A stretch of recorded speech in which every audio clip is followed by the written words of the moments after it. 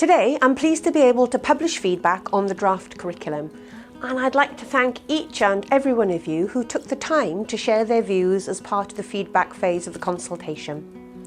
We received more than 1,600 responses via the website, email, and at focus groups. We heard from teachers, parents, carers, young people and businesses.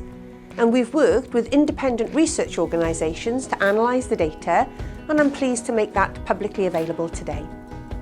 Overall, respondents were supportive of the structure and the sentiment of the new curriculum, with many welcoming the proposals. They liked the emphasis on the 4 purposes, the greater agency offered to teachers, and the greater role for formative assessment.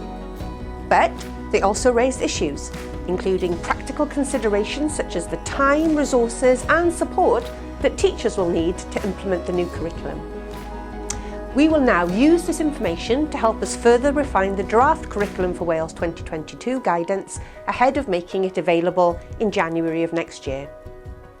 I'd like to encourage each and every one of you to take the time to read the feedback over the next few weeks via the link above.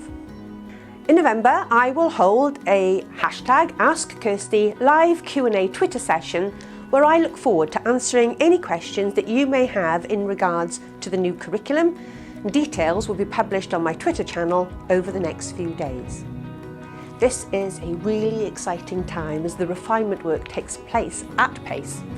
And again, I want to say thank you to all of those who provided such useful feedback, and to all of those who are busily refining the draft curriculum in readiness for the new year.